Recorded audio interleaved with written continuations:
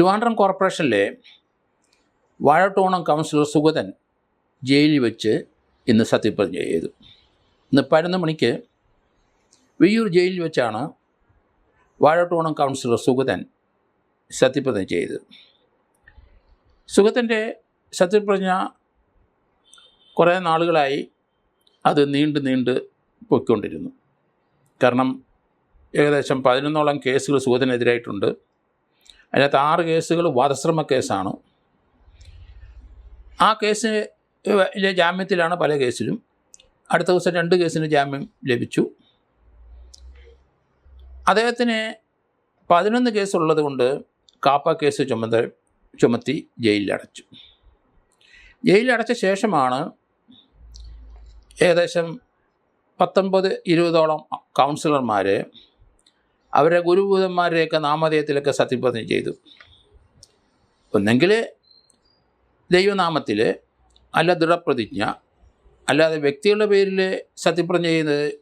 അങ്ങനെ 19-20 പേരുടെ ഹൈക്കോടതി ക്യാൻസൽ ചെയ്തു. അത് ഇൻവാലിഡാക്കി. അത് വീണ്ടും 19 പേര് ഇവിടെ സത്യപ്രതിജ്ഞ ചെയ്തു. 20ാമത്തെ ആൾ സുഗതനാണ്, വാഴട്ടോണം കൗൺസിലർ.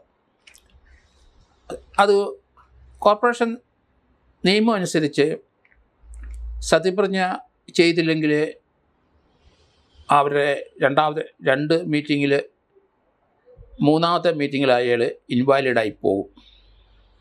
അതുകൊണ്ട് വാഴട്ടോണം കൗൺസിലേഴ്സ് ഹൈക്കോടതിയിൽ സത്യപ്രതിജ്ഞ ചെയ്യുന്നതിന് അവസരം നൽകണം എന്ന് പറഞ്ഞ് അപേക്ഷ കൊടുത്തു.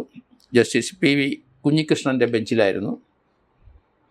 സത്യപ്രതിജ്ഞ ഇന്ന് 11 മണിക്ക് ചെയ്യാൻ അനുവാദം കൊടുത്തു. നേരത്തെ ഇതേപ്പറ്റി വളരെ വിശദമായിട്ട് എന്നെപ്പോലെ ആൾക്കാർ പറഞ്ഞിരുന്നു. കാരണം 11 കേസുണ്ടെങ്കിൽ ഒരു കേസിനകത്തും അദ്ദേഹത്തിനെ കൺവിക്റ്റ് ചെയ്തിട്ടില്ല. കേസിൽ എല്ലാം ജാമ്യത്തിലും ട്രയൽ സ്റ്റേജിലും കിടക്കുകയാണ്. അപ്പോൾ ഒരു കൺവിക്റ്റ് ആണെന്ന് പറയാൻ ഒക്കില്ല.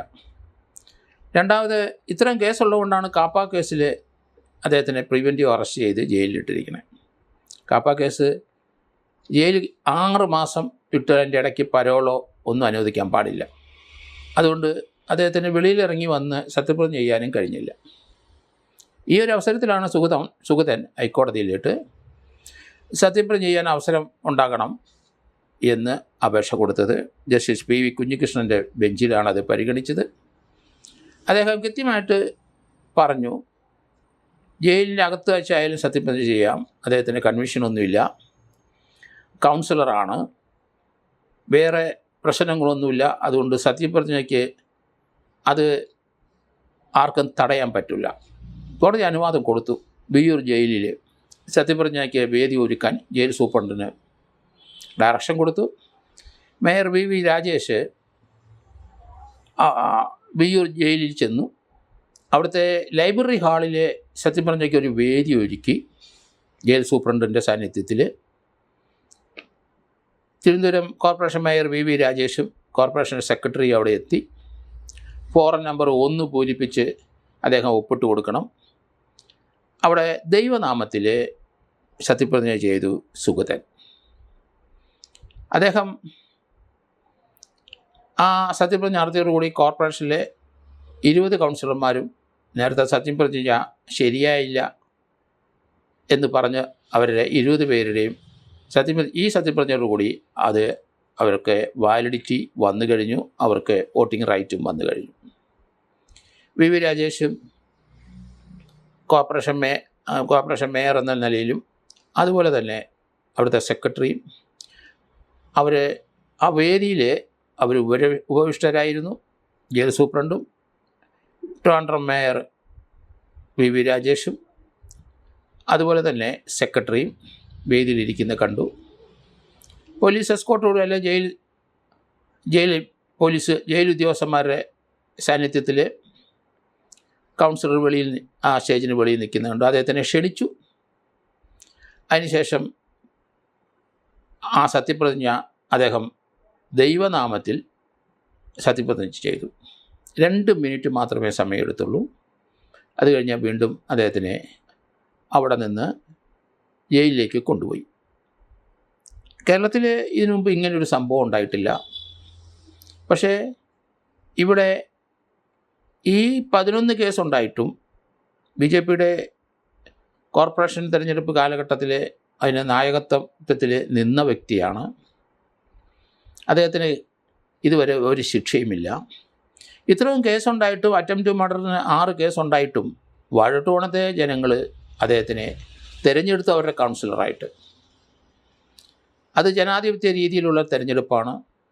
അങ്ങനെ ഒരാൾ കോർപ്പറേഷൻ കൗൺസിലറായി. അദ്ദേഹത്തിന് ആ സത്യപ്രതിജ്ഞ നേരത്തെ ചെയ്തത് ഇൻവാലിഡായി. അതുകൊണ്ട് വീണ്ടും സത്യപ്രതിജ്ഞ ചെയ്യേണ്ടി വന്നു. അത് നിയമനാമത്തിൽ ചെയ്തതുകൊണ്ട് അതിന് വാലിഡിറ്റിയായി. അദ്ദേഹം ജയിലിലോട്ട് മടങ്ങിയെങ്കിലും കോർപ്പറേഷനെ സംബന്ധിച്ചിടത്തോളം ഈ വാഴത്തോണം കൗൺസിൽ സത്യപ്രതിജ്ഞ വളരെ ഇമ്പോർട്ടൻ്റായ ഒരു പ്രശ്നമായിരുന്നു. കാരണം 51 പേരുടെ ഭൂരിപക്ഷത്തിലാണ് 101 പേരുണ്ട് തിരുവനന്തപുരം കോർപ്പറേഷൻ കൗൺസിലർമാരായിട്ട്.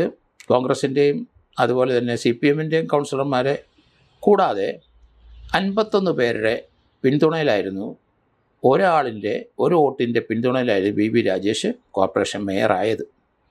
അതിലൊരാൾ സത്യപ്രതിജ്ഞ നടത്താതെ വന്നപ്പം 50-51 നിൽക്കും. അതുകൊണ്ട് കോർപ്പറേഷനെ സംബന്ധിച്ചിടത്തോളം BJPയെ സംബന്ധിച്ചിടത്തോളം അനിവാര്യമായ ഒരു ഘടകം തന്നെയായിരുന്നു ഈ സത്യപ്രതിജ്ഞ. ഏതായാലും ഹൈക്കോടതി അത് കൃത്യമായി എല്ലാം പരിശോധിച്ചു. ഇയാൾക്ക് കൺവിഷനില്ല, ഇയാൾ സത്യപ്രതിജ്ഞ തടസ്സമില്ല. അത് തന്നെയല്ല, ഇയാളെ സംബന്ധിച്ച കാപ്പ കേസിലുകൊണ്ട് വെളിയിൽ വിടാൻ മേല. അതുകൊണ്ട് ജയിലിൽ വെച്ച് തന്നെ സത്യപ്രതിജ്ഞ ചെയ്യുന്നതായിരിക്കും നല്ലത്. 2 മിനിറ്റിൻ്റെ കാര്യമേ ഉള്ളൂ. അതിനുള്ള ഒരുക്കങ്ങൾ ജയിലിൽ നടത്തണമെന്ന് ജയിൽ സൂപ്രണ്ടിന് ഡയറക്ഷൻ കൊടുത്തു.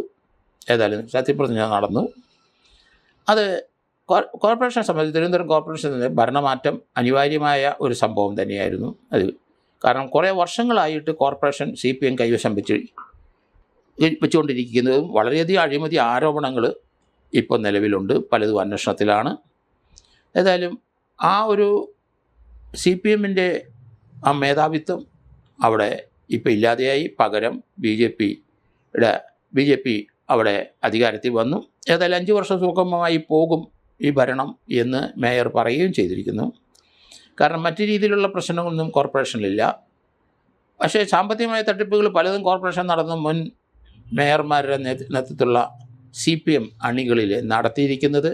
അതിനെപ്പറ്റിയൊക്കെ ധാരാളം അന്വേഷണങ്ങൾ തുടങ്ങിക്കഴിഞ്ഞിട്ടുണ്ട്. അതുകൊണ്ട് VV രാജേഷിനെ സംബന്ധിച്ചിടത്തോളം കോർപ്പറേഷൻ്റെ ഭരണം സുഖമായിട്ട് മുന്നോട്ട് കൊണ്ടുപോകണമെങ്കിൽ 51 പേരെങ്കിലും ഭൂരിപക്ഷം ഉണ്ടായിരിക്കണം. അതിന് വ്യത്യാസം വരാൻ പാടില്ല. അതുകൊണ്ട് ആ കോർപ്പറേഷൻ്റെ ഭരണത്തിലെ ചില കാരണം ഒരാളുടെ കുറവുള്ളത് കൊണ്ട് അവർ ഭയപ്പെട്ടിരുന്നു എനിക്ക് തോന്നുന്നു. എന്തായാലും ആ ഭയമെല്ലാം മാറി. മേയർ പറഞ്ഞ പോലെ 5 വർഷം സുഖമായിട്ട് ട്രിവാൻഡ്രം കോർപ്പറേഷൻ ഭരണം മുന്നോട്ട് പോകും എന്ന് അദ്ദേഹം പ്രസ്താവിച്ചതായിട്ടും കണ്ടു.